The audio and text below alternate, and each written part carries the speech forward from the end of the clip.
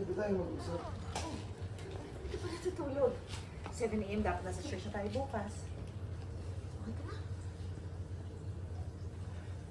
Pwede? Ako naman yung meaning sa'yo. Alin, yung motor ba na nasabi mo, pinaghalo ko sa'yo, yung ba yung hilingin mo? Oo naman.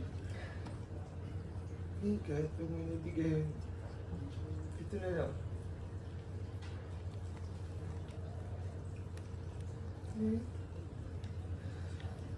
Pwede ba magpulap pa kasi ito Marcelo?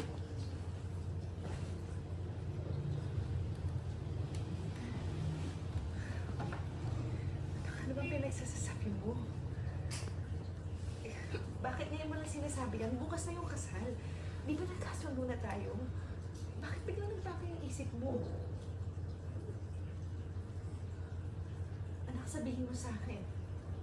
Bakit nagbago ang isip mo? Dapat tayo. Standby, ulitin linya, and Anak, bakit nagbago ang isip mo?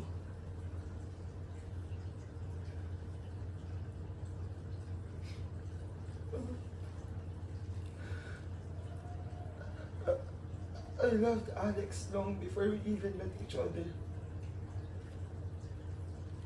Mahal ko siya. Di ko siya kaya i-give up.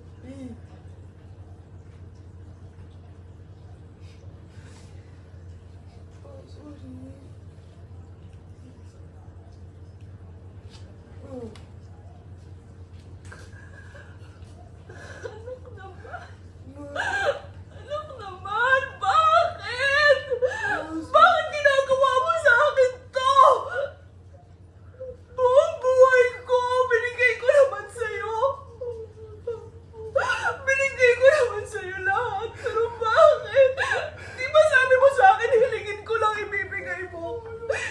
Hiniling ko naman, di ba? Hiniling ko eh. Sorry. Sorry, ma. Nagpapawi ako sa'yo balang araw. Ibigay mo lang to sa akin, please. Ibigay mo lang to sa akin. Hindi na pwede. Hindi na pwede. Oh, sorry.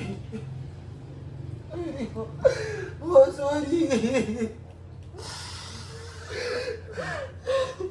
Oh, oh, sorry.